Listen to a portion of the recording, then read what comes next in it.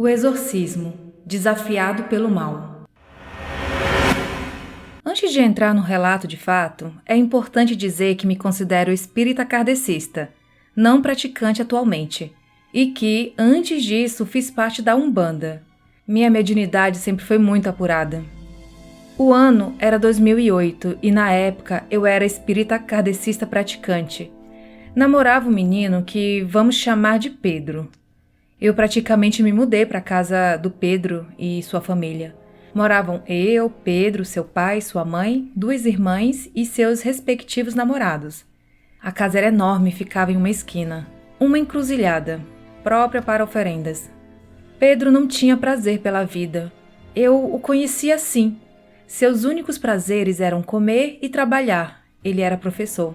Fora isso, Pedro vivia usando roupas escuras, sempre as mesmas, e não tinha disposição para nada.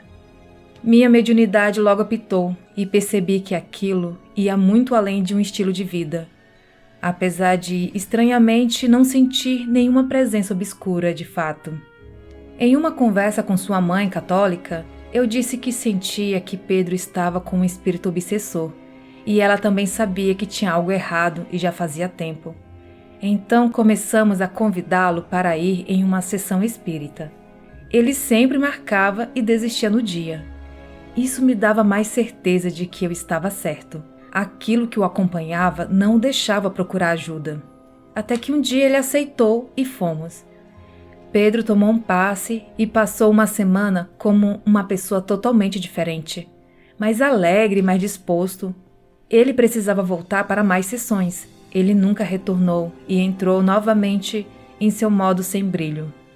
Um dia estava no computador, no quarto, e Pedro deitado na cama.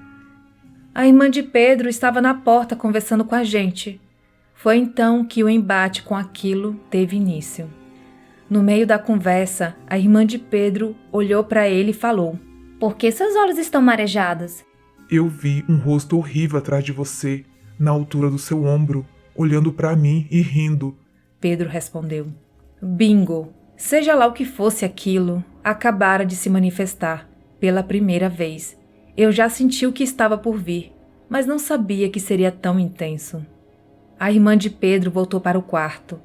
Pedro estava na cama segurando uma caneta, daquelas que você aperta para a ponta sair. Ele estava usando para escrever algo. Deitei-me ao seu lado e começamos a conversar.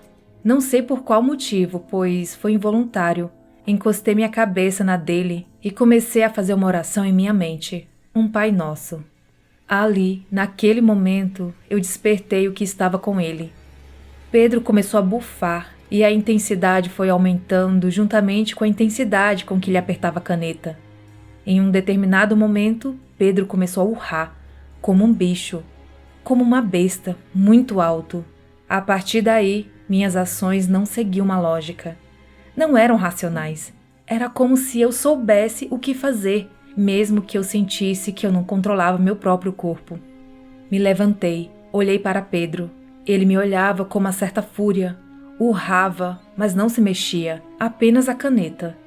Essa ele não parava de apertar, cada vez mais rápido. Então eu disse: Você está com raiva de mim, né? Então, por que não se levanta e me ataca? Você não pode. Você sabe que não pode fazer nada. Você está preso aí. Nesse momento, toda a família acordou. A mãe de Pedro chegou no quarto desesperada. Olhei para ela e disse: A única coisa que a senhora pode fazer é orar. Assim, ela o fez.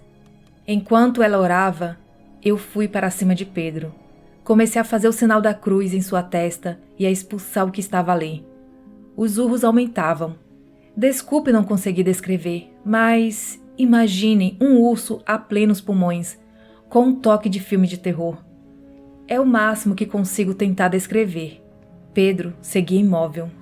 Sua mãe entrou em colapso, em desespero total. Saí de cima dele e, como em um comum acordo, eu parei o exorcismo e aquilo parou de se manifestar. Todos se reuniram na sala. Pedro se deitou no sofá. Isso já era tarde da noite, talvez umas 2 da manhã. Expliquei para a família o que era aquilo.